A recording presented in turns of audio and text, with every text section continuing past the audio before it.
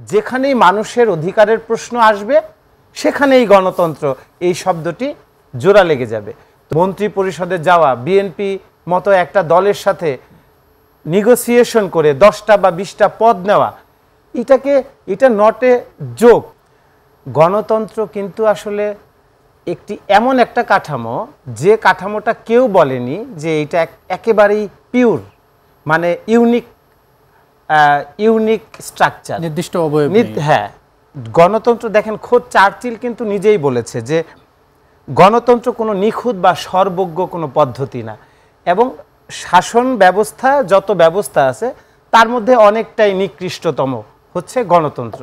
কিন্তু সভ্যতার ইতিহাসে আপনি দেখেন যে দাস প্রথার বিলোপ সাধন ঘটেছিল সেই 323 খ্রিস্টপূর্বাব্দে, এটা কিন্তু এই জনগণের অধিকার প্রতিষ্ঠার মধ্য দিয়ে। তার মানে কি, যেখানেই মানুষের অধিকারের প্রশ্ন আসবে সেখানেই গণতন্ত্র এই শব্দটি জোড়া লেগে যাবে।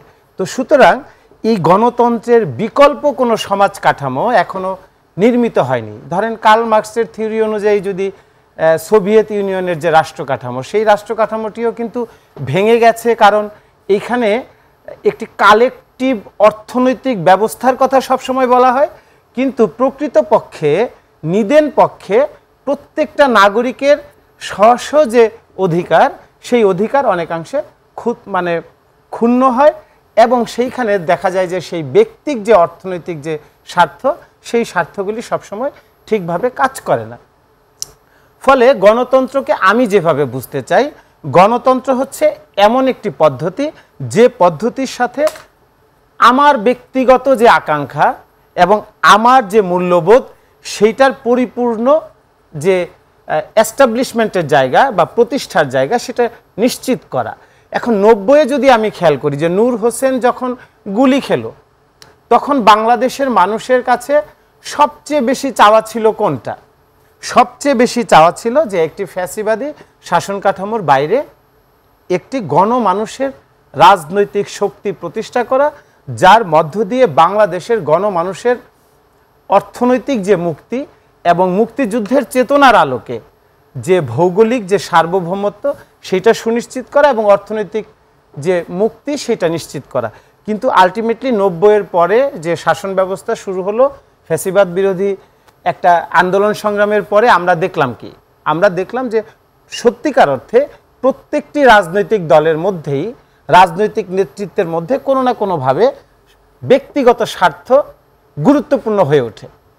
তো সুতরাং দোষটা গণতন্ত্রের যে আকাঙ্ক্ষা, এই আকাঙ্ক্ষার জায়গাগুলি কিন্তু মানুষের একই রকম আছে, কিন্তু রাজনৈতিক দলের যোগ্যতম নেতৃত্বের মধ্যে যে সংকট, সেই সংকটের মধ্যে ব্যক্তি স্বার্থ তখন গুরুত্বপূর্ণ হয়ে ওঠে। তখন আসলে গণমানুষের আকাঙ্ক্ষাটা ভুলণ্ঠিত হয়। আপনি দেখেন যে একজন রাজনীতিবিদ মন্ত্রী হবার পরে, মন্ত্রী হওয়ার আগে কিন্তু সে রাস্তার নেতা, তার সাথে সর্বোচ্চ আপনি ফটো সেশনে মিছিলের সামনে দেখবেন যাদেরকে আপনি চিনবেন না, যাদের সাথে তার রক্তের কোনো বন্ধন নেই, কিন্তু যখনই সে মন্ত্রী হয়ে যায়, রাষ্ট্রের গুরুত্বপূর্ণ কোনো চেয়ারে বসে যায়, তখন দেখবেন যে তার শালা, ভাতিজা, কাজের লোক, ড্রাইভার, তার বান্ধবীর জামাই, এই ধরনের সম্পর্কগুলি তখন গুরুত্বপূর্ণ হয়ে ওঠে রাষ্ট্রের জন্য।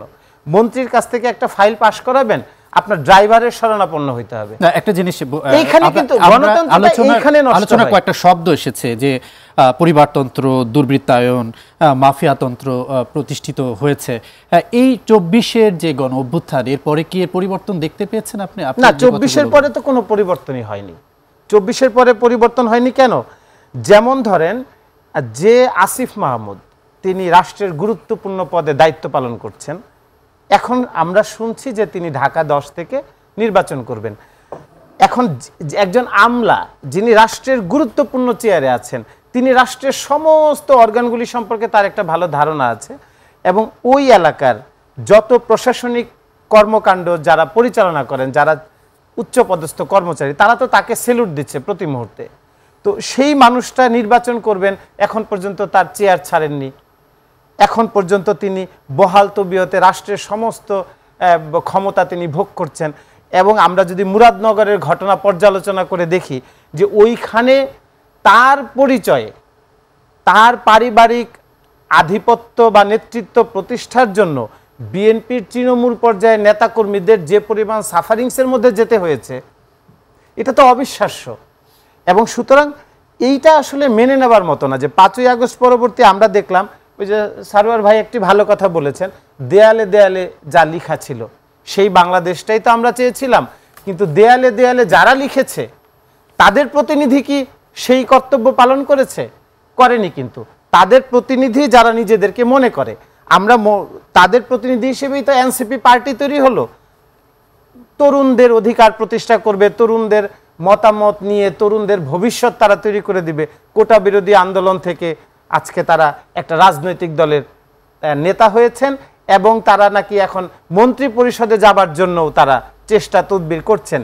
কিন্তু আমার কথা হচ্ছে যে আসলে মন্ত্রী পরিষদে যাওয়া, বিএনপি মতো একটা দলের সাথে নেগোসিয়েশন করে 10টা বা 20টা পদ নেওয়া, এটা নট এ জোক।